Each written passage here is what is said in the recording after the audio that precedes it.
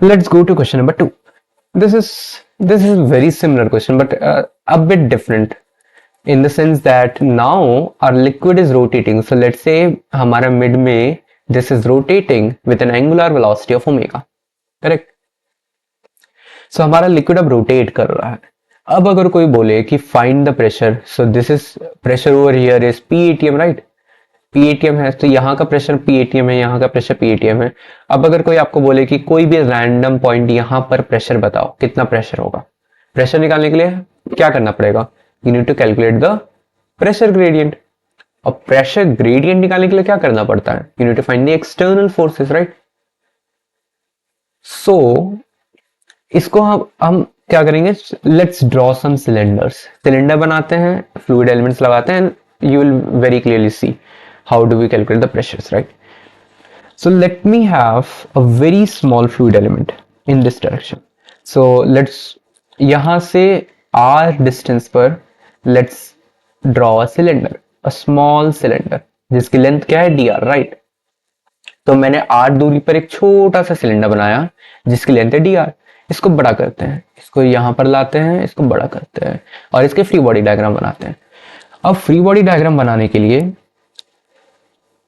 You need to know the pressures, because इसके आसपास क्या है? फ्लूइड्स हैं और fluid apply the forces due to pressures. Let's assume that pressure at this point is P and pressure is this point is P plus d P. तो यहां का force क्या हो जाएगा? प्रेशर यहां पुश कर रहा है इसे P इंटू DA, और यहां पर प्रेशर क्या, यहां पर फोर्स क्या हो जाएगा? P plus d P into DA, correct? दोनों फोर्सेस लग गए. Again there might be some forces in this direction. यहां पर भी कुछ फोर्सेस ऐसे लग रहे होंगे in the curved surface, but I am not bothering. वो बैलेंस कर रहे हैं नहीं कर रहे हैं डज नॉट मैटर, बिकॉज मैं क्या करने जा रहा हूं? I am going to apply the Newton's laws in this direction which is the direction of R.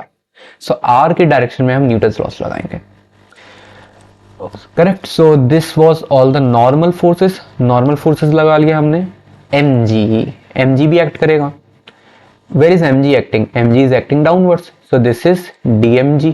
So dmg force लग रहा है नीचे. Is there any other force? Let's say okay there is one force. So इस बार हम ground पे बैठते हैं, राइट? पिछले बार हम क्या कर रहे थे? हम सिलेंडर पे ही बैठ के सीडो फोर्स लगा दिए थे, करेक्ट? इस बार हम दूसरे तरीके से करते हैं. हम ग्राउंड पे बैठे हैं, तो there is no external force, sorry there is no pseudo force. Since हमारा फ्रेम ऑफ रेफरेंस क्या है? This is an inertial frame of reference. हम ग्राउंड पे बैठे हुए हैं, we are not accelerating, so कोई भी सीडो फोर्स नहीं लगेगा. But there is an important thing. Pseudo force नहीं लग रहा है, ओके, बट एक्सेलरेशन का क्या? Acceleration would be in this direction. So basically इसका जो सेंटर ऑफ मास है, this is doing a circular motion with an angular velocity of omega, correct? ये circular motion कर रहा है with an angular velocity of omega. So from the circular motions, what do we know? That there is there is an acceleration in this direction, omega square r. There is an acceleration in this direction. So हमने free body diagram complete कर लिया है. Very important point two note here, इस बार कोई SIDO force नहीं आया है. SIDO force के बदले में एक्सेलरेशन आ गया है. What is the other method you could have done?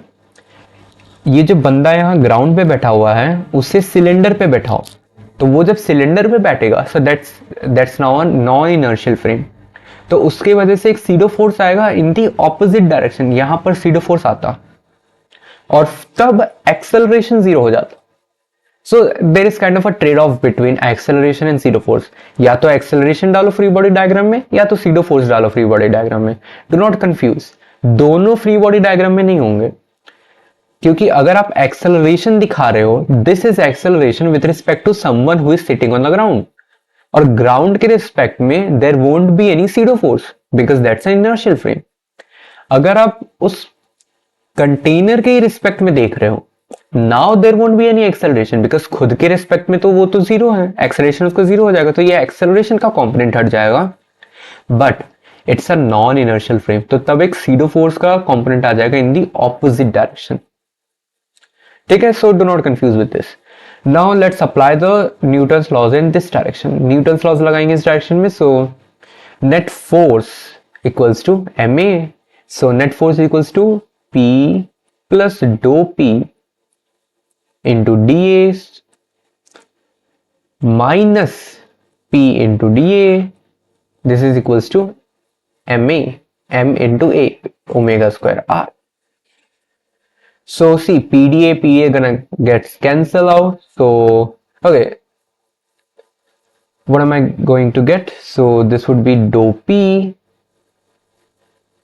into dA is equals to m. Now what is the mass? Mass equals to rho, which is density, into volume. What is volume? dA into the length of the cylinder. Length of the cylinder is dr. So this is m times omega square r. So this would simply give me dou p, dr को नीचे ले जाओ, dA cancel हो जाएगा, so dou p over dou r equals to rho times omega square r. Isn't this looking very familiar to what we have seen earlier? The exact same thing. हमने ऊपर क्या दिखा था? The general formula that dou p over dou r equals to rho into a. A is the acceleration. We are getting the exact same thing here as well. Cylinder बना के हमने Newton's laws लगाया and we got the exact same thing that dou p over dou r is equals to rho into omega square r. What is the important thing to note here? Omega square r, which is our acceleration, ये minus r cap की direction में है, acceleration इस side है, this is my acceleration. dou p over dou r is in the r cap direction. So basically what I'm saying is this is my fluid. Okay, this is my fluid, right? Sorry. So this is my fluid and this is rotating with an angular velocity of omega this way. Now this is my r direction. यहां से मैं r की दूरी पर गया and I found a point at this. इस point का acceleration किस डायरेक्शन में है? Acceleration is omega square R in the minus R direction. Acceleration इस डायरेक्शन में है, बट जो डो पी ओवर डो आर है, the gradient, pressure gradient, pressure किस डायरेक्शन में बढ़ रहा है? It is in the R direction. Pressure इस डायरेक्शन में बढ़ रहा है. So the pressure at this point is X. Let's say the pressure at this point would be x plus the pressure gradient, which is rho omega square r into distance, which is r. This is how we calculate pressure.